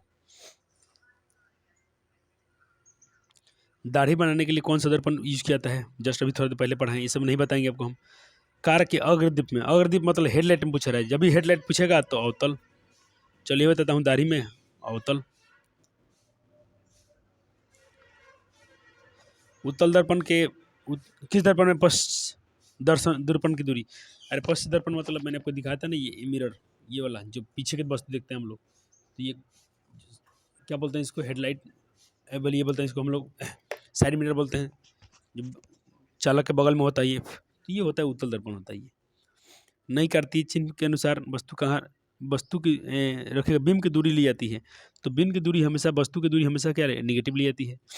निम्न में किस दर्पण की फोकस दूरी धनात्मक होती है? धनात्मक तो भाई उत्तल दर्पण का धनात्मक होगा, समतल का नहीं, अवतल का नहीं, सभी नहीं। ये हो जाएगा, उत्तल हो जाएगा। यदि किसी वस्तु के प्रतिबिंब का आवर्धन ऋणात्मक हो तो क्या होगा? मैंने आपको सिखाया था, टूल बताया था अभी। एम निगेटिव है तो क्या होगा? टूल अभी जस्ट थोड़ी देर पहले पढ़ाया गया था। देखो मैंने बताया था आपको कि जब आवर्धन निगेटिव हो तो क्या होगा? उल्टा और वास्तविक, रियल और इन्वर्टेड होगा, यानी वास्तविक और उल्टा होगा। एग्जाम में आपको मिलेगा इंग्लिश में, वहाँ इंग्लिश में रहता है।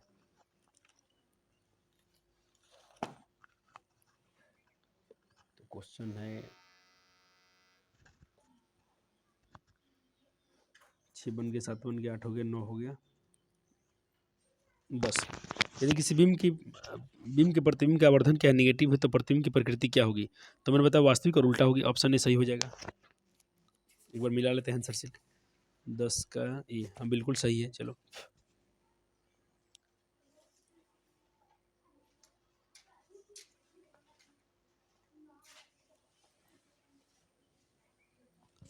थोड़ा और बड़ा कर सकते हैं।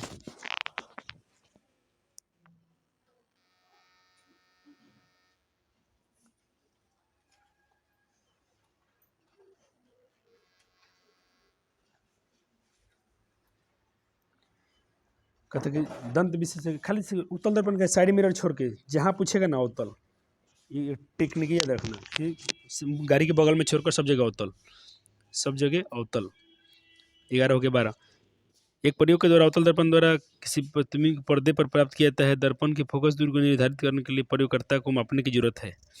एक प्रयोग में अवतल दर्पण द्वारा किसी बीम का प्रतिबिंब एक पर्दे पर निकालना है तो दर्पण की फोकस दूरी को निर्धारित करने के लिए प्रयोगकर्ता को मापने की जरूरत है। दर्पण तथा पर्दे के बीच की दूरी नापेगा, दर्पण तथा बीम के बीच की दूरी नापेगा, ए बी दोनों, इनमें से कोई नहीं।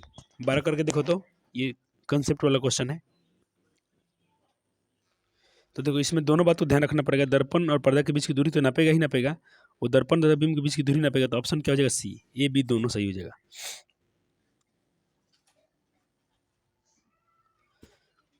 गोली दर्पण के परावर्तक पृष्ठ वृत्ताकार सीमा का व्यास क्या कहलाता है? जैसे मान लो ये ऐसा पूछ रहा है, ये गोली दर्पण है, इसका वृत्ताकार ये जो है, इसका व्यास बोले तो समझो ये क्या है? तो पूरा ये हो गया, व्यास हो गया यहाँ से यहाँ तक, तो यहाँ तक व्यास हो गया। और ये बीच में क्या होता है? सेंटर होता है।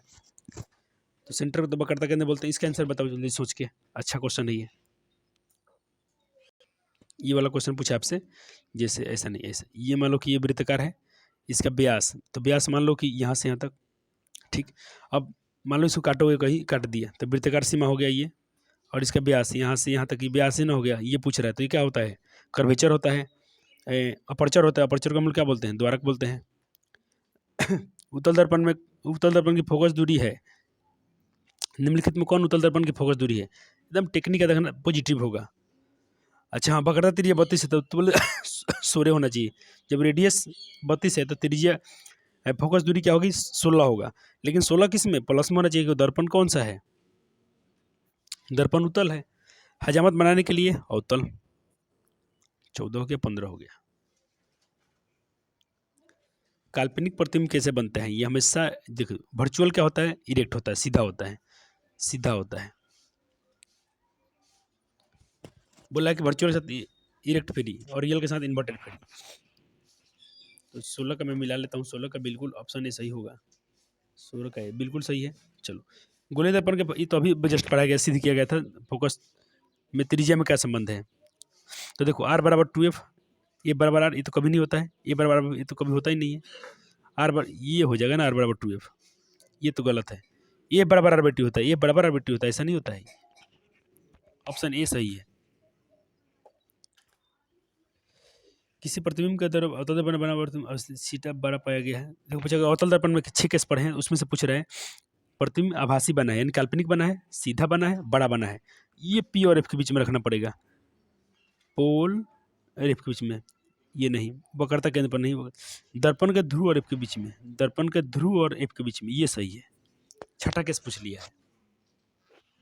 चलो 19 नंबर देखते हैं। किस दर्पण की कहते कि किस दर्पण में दूर वस्तु का प्रतिबिंब हमेशा सीधा बनता है? तो सीधा बनता है किस दूर का सीधा बनाना है? जल्दी बताऊं, नहीं से क्या होगा? एक क्वेश्चन मैं कराया था, सीधा बनना है, छोटा नहीं पूछ रहा है, तो सिर्फ सीधा पूछ रहा है, तो या तो समतल या तो उत्तल। अवतल दर्पण की फोकस दूरी, ये तो बच्चे बच्चे जानते हैं कि निगेटिव होती है। तो 19 हो गया, 20 हो गया। किस दर्पण में हमेशा देखो, किस दर्पण में हमेशा वस्तु से छोटा प्रतिबिंब बनता है? तो छोटा तो हमेशा भाई उत्तल बनेगा, नाम छोटा तो इमेज भी छोटा। बस ये तो लिखने वाला पूछता है तो तुम बिल्कुल कर पाओगे आराम से। ये सब लिखना नहीं, खाली क्वेश्चन पढ़ लो कि ऐसे ऐसे प्रश्न भी पूछे जाते हैं परीक्षा में।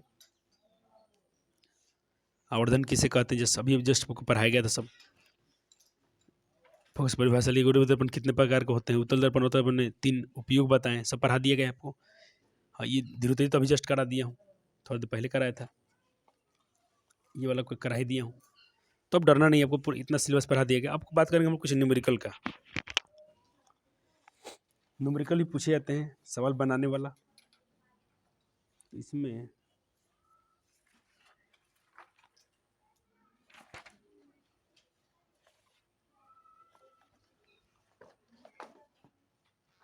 तो फिर से मैं आपको टूल याद दिलाता हूँ। ये टूल क्या याद रखना है आपको?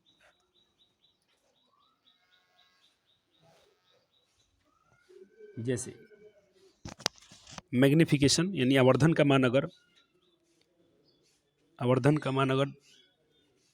0 और 1 के बीच में आता है। 0 और 1 के बीच का मतलब क्या होता है? जैसे 0.1 आ सकता है, 0.2 आ सकता है, कुछ भी, मतलब 0 1 से बड़ा नहीं होना चाहिए और 0 से छोटा नहीं होना चाहिए। और एक कंडीशन है कि, तो इसमें क्या बनता है? मैंने बोला कि छोटा प्रतिबिंब बनता है। कैसे बनता है? छोटा प्रतिबिंब बनता है अगर m का मान अगर 1 के बराबर आ गया, पूरा एक आ गया, पूरा 100% एक, तो इसमें क्या कहोगे? वस्तु का प्रतिबिंब कैसे बनेगा? बराबर बनेगा। क्या बनेगा? बराबर, सेम साइज का। तीसरा केस है, m का मान अगर मान लो बड़ा आ गया, 1 से बड़ा आ गया। 1 से बड़ा क्या होता है? 1.2, 1 से जितना बड़ा, 1 लाख, 2 लाख, 3 लाख, 1 से बड़ा सब होता है। तो इसमें अब कहना प्रतिबिंब क्या बनता है? बड़ा प्रतिबिंब बनेगा। क्या बनेगा? बड़ा। तो छोटा, बराबर और बड़ा, ये 3 केस याद रखना है। और साइन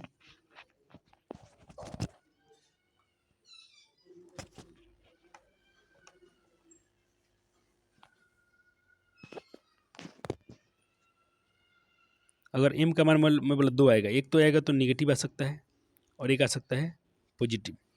निगेटिव है तो मैंने क्या बोला? ये आपका बनेगा निगेटिव में आपको 2 केस पर आएगा, दोनों को याद रखना है।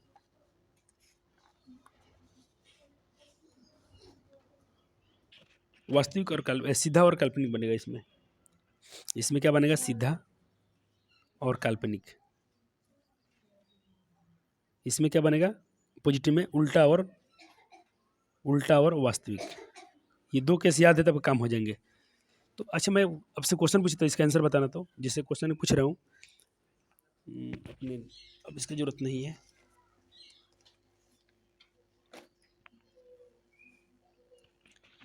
एक मेरे क्वेश्चन दिया हूँ आपको, जिसे प्रैक्टिस में दिया हूँ, m का मान अगर आवर्धन का मान अगर आ गया है माइनस में 3.5, अब बोला हूँ इसका नेचर लिख के दिखाओ, कैसे लिखोगे?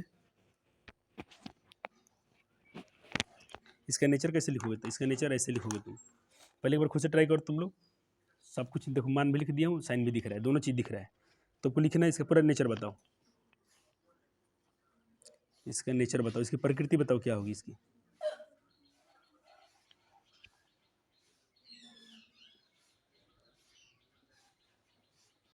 तो देखो ऐसे इसका आंसर कैसे निकालना है, इसका आंसर जब भी निकालना है आपको एक बार तो साइन छिपा देना है, ये साइन छिपा लेना है। तो m का मान क्या आ गया देखो, 1 से बड़ा आ गया, 1 से बड़ा आ गया तो क्या लिखोगे? 1 से बड़ा में क्या बताया था आपका, बड़ा प्रतिबिंब बनेगा, बड़ा बनेगा यानी इन लार्ज बनेगा, इन लार्ज बड़ा बनेगा। अब साइन देखो निगेटिव है, तो निगेटिव में क्या सिखाया, काल्पनिक बनेगा, और क्या बनेगा, सीधा बनेगा। ऐसे आपको लिखने हैं। एक दो क्वेश्चन और कराता हूँ इसमें से। अगर मैंने अपने क्वेश्चन सॉल्व किया, m का मान आ गया, m का मान आ गया, मान लो कुछ भी लेता हूँ, इस बार 0.6 आ गया, इतना वैल्यू आया, तो क्या आवर्धन का मान इतना, तो क्या निकलोगे? और ये आया है इस बार, ये भी निगेटिव में है। तो पहले एक बार तो साइन छिपा देना है, खाली अंक देखना है, अंक देखना है। 0 से बड़ा है और 1 से छोटा है, तो 0 से छोटा है तो इसमें क्या होगा, छोटा प्रतिबिंब बनेगा। अब निगेटिव, अब साइन चेक करो, साइन माइनस है तो फिर वही वर्चुअल और इरेक्ट सीधा।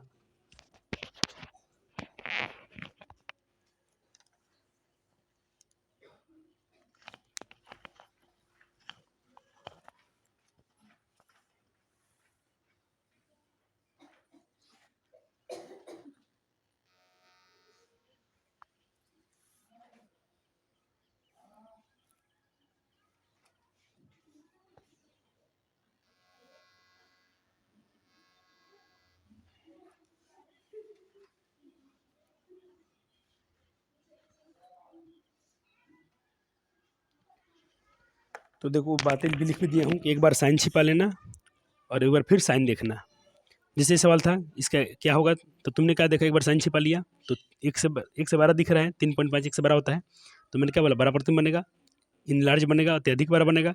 और देखो साइन देखो निगेटिव है, तो निगेटिव में क्या बनता है, निगेटिव क्या बनता है भाई, ये वास्तविक उल्टा थोड़ी ना होता है, ये गलत लिखा गया है यहाँ पर, इसको सीधा करना पड़ेगा हमको। वास्तविक प्रतिबिंब हमेशा हाँ ठीक है बच्चों, इसमें वही लिखवाया गया था आपको नोट्स में। निगेटिव है तो देखो, सॉरी, निगेटिव है तो क्या लिखना है, साइन, ये इसी को याद रखना है। m का मान निगेटिव है तो क्या बनेगा, रियल और उल्टा बनेगा, बात सही है।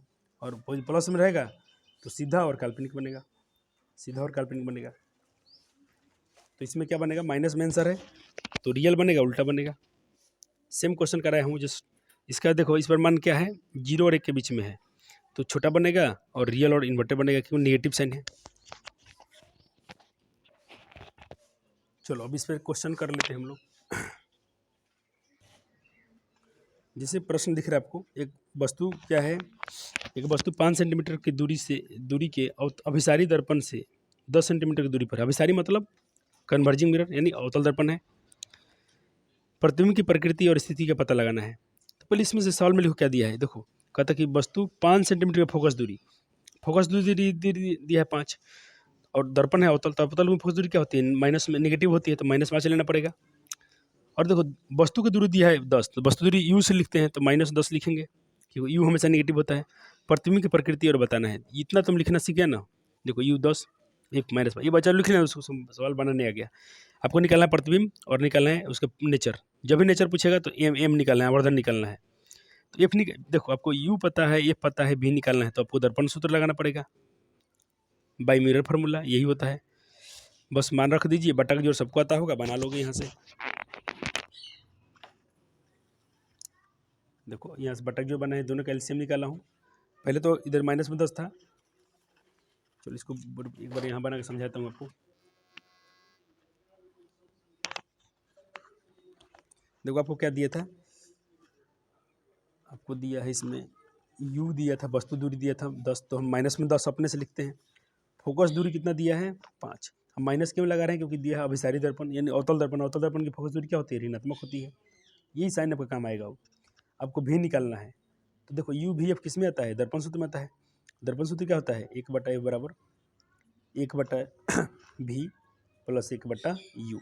मान बैठा दो। एक एफ दिया है कितना? -5 बराबर 1/v नहीं पता है, भी निकालना है।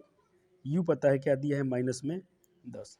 इसको इधर लाओ तो यहाँ बनाता हूँ, ये इधर आएगा तो 1/-5 ये क्या हो जाएगा? प्लस 1/10 और इधर क्या बचेगा अपना? 1/f ये बचेगा।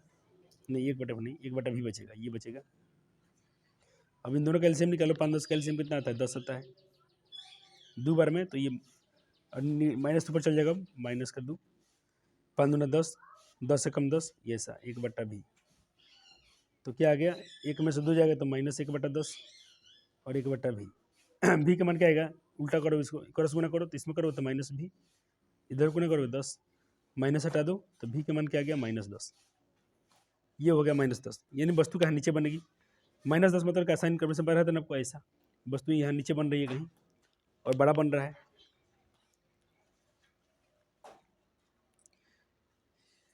नहीं बड़ा नहीं, -10। चलो अब क्या है इसमें? इसका निकालना हमको नेचर निकालना है।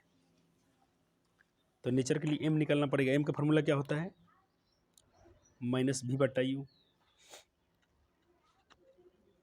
ये तो माइनस का भी अभी जस्ट निकाला आपने, कितना आया था? -10 आया था। u तो क्या दिया था? क्वेश्चन में दिया था, u वस्तु दूरी दिया था -10 और वस्तु दूरी भी उतना ही था, 10 था। ये माइनस माइनस प्लस हो जाएगा, कट जाएगा एक बार में, यानी m का मान आ गया -1। अब तुम इसका देखो, मैंने कहा एक बार चिन्ह छिपा लो। m का मान 1 है यानी सेम साइज। m का मान 1 है तो क्या होगा? Same size, same size. और देखो एक बार निगेटिव देखो तो निगेटिव में क्या सिखाया गया? रियल और क्या होगा? वास्तविक और उल्टा होगा। वास्तविक और उल्टा इतना ही लिखना है। तो आपको इतना तो मैं कराया था। इस साइड में आप थे।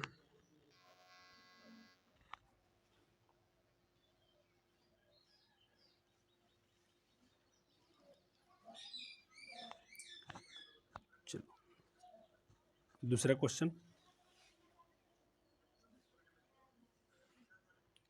एक बार खुद से ट्राई करो, बन जाएगा तुमसे।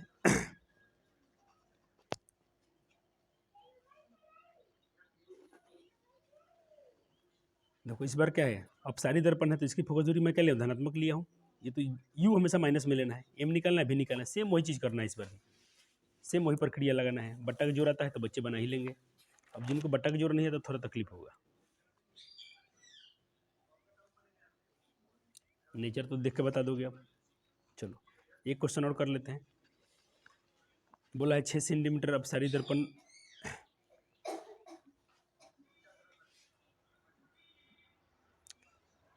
अपसारी बोला है यानी अवतल, उतल उतल में फोकस धनात्मक। यहाँ प्लस नहीं लिखो तो भी काम चल जाएगा। देखो इस बार हाइट ऑफ ऑब्जेक्ट दिया है, इमेज ये निकालना है, ठीक है। दर्पण सूत्र फिर लगा होगा तो भी निकल जाएगा यहाँ से। ये मैं नहीं समझा रहा हूँ कि बट्टा की ओर में क्या समझाना आपको, ये सबको आता है, नहीं आता है तो फिर इसको अलग से क्लास दिया जाएगा आपको। देखो भी का मान क्या आ गया? 30/8। कितना आ गया? 30/8। या तो तुम 30/8 में छोड़ दो। भी का मान तुम ऐसे लिख सकते हो, भी का मान आप या तो 30/8 पे छोड़ दो या दशमलव में निकालो, कोई दिक्कत नहीं है। अब चलो आवर्धन निकालना था m, तो ये सूत्र लगा दिया। भी का मान इतना है 30/8, u का मान क्या है? -10। माइनस माइनस कट गया, 10 से 30 कट गया 3 बार में, तो 3/8 आ गया प्लस में। अब देखो आवर्धन का मान क्या है? 3/8। 3/8 का मतलब इसको जब भाग दोगे दशमलव में तो ये कितना कटेगा? 3/8 का आंसर क्या आएगा? तो इसको हम दशमलव भी लिख सकते हैं, तो प्लस में है तो प्लस साइन देता हूँ। 0.8 तिरिका, पहले तो 0 देंगे, 0.8 तिरिके 24, 24 6 0 8 छक, सॉरी इधर भाग दे के देख लेता हूँ। 3/8 0.8 तिरिके 24 6 0 8 7 56 4 0 8 5 40, 0.375 इतना आ रहा है। तो आपका आंसर ये भी सही है, आपका आंसर ये भी सही है। दशमलव में लिखे तो भी अच्छा रहेगा, थोड़ा अच्छा लगता है देखने में, क्योंकि यह मेरे को अच्छा लगा, बच्चे ने पूरा सॉल्व किया उसको। ऐसे बट्टा में छोड़ते तो तुम्हारा मार्क्स नहीं कटेंगे, लेकिन थोड़ा लिख देता हो तो अच्छी बात है। जब उतना मेहनत करते तो भाग देने में कितना समय लगता है। और बचपन से हम लोग भाग सीखे किस लिए थे, इसी काम के लिए ना कि पूरे मार्क्स मिलेंगे। देखो अब साइन छुपाओ एक बार, तो 0 और 1 के बीच में मान है, तो मैंने क्या बोला, छोटा बनेगा, यानी वर्चुअल। साइन देखो प्लस में है तो वर्चुअल और इरेक्ट, यानी इस बार तो भाई प्लस में है तो क्या बनेगा, काल्पनिक और सीधा बनेगा। हर बार क्या बना था, रियल और उल्टा बन रहा था इसके पहले।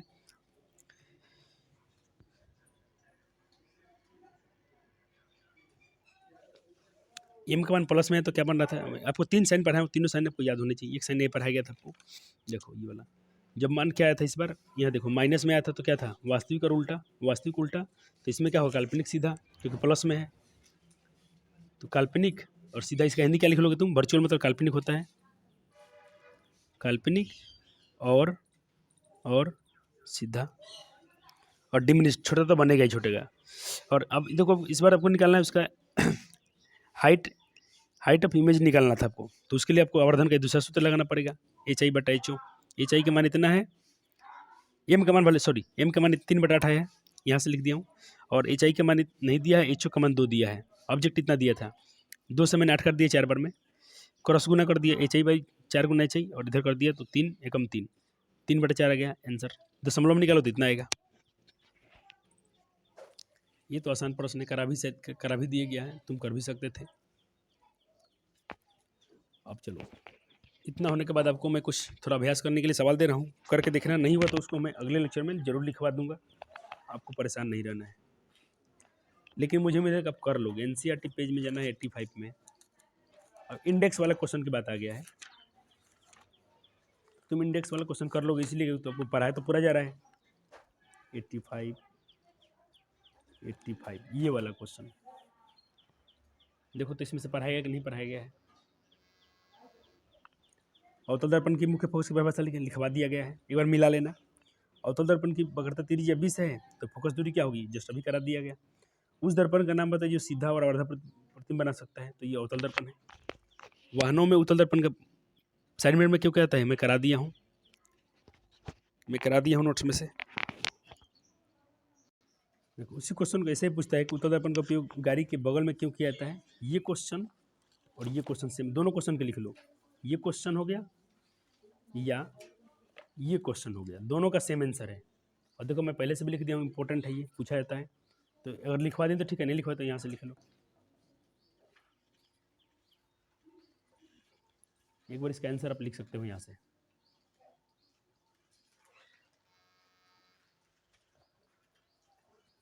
इसको थोड़ा फोल्ड करने दो, अंधेरा दिख रहा है शायद।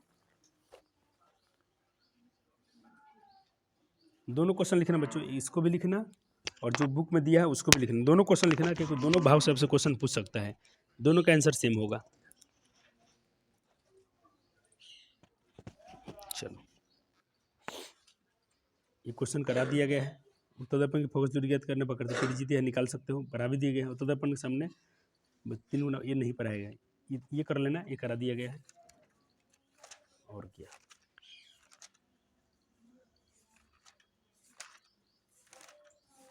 अब लेंस पढ़ना है, बुक से भी क्वेश्चन कर सकते हो।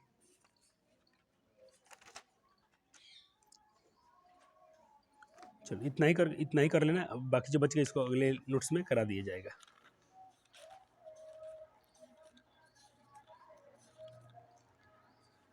बहुत डिटेल्स में पढ़ाया गया है आपको, एक बार लेक्चर के नोट्स बना लेना, देखना आपसे कोई आगे नहीं निकलेगा, क्योंकि बहुत जानकारी इसमें दी गई है, बहुत मेहनत किया गया नोट्स बनाने में आपको। हाँ 2-3 चीज़ आपको टफ लगा होगा, एक दर्पण सूत्र सिद्ध करना, ये वाला 1/F बराबर 1/V प्लस 1/U, 1/U, और ये R बराबर 2F। ये मैं मानता हूँ थोड़ा टफ है, क्योंकि आपको अभी उत्तल त्रिभुज नहीं पढ़ाया गया है, थोड़ा उसको 2-4 बार बनाते रहना, डेली बनाना, एक बार हर दिन एक बार बनाना, देखना 10 से 15 दिन में आपको सारा स्टेप उसका याद हो जाएगा। लेकिन उतना इंपॉर्टेंट नहीं है, कभी कभी पूछा गया है, तो हमको कभी कभी वाले भी क्वेश्चन को ध्यान रखना है। तो मिलेंगे अगले लेक्चर्स में। तो आज का मैं आपको क्या बोल रहा हूँ, इतना ही, धन्यवाद।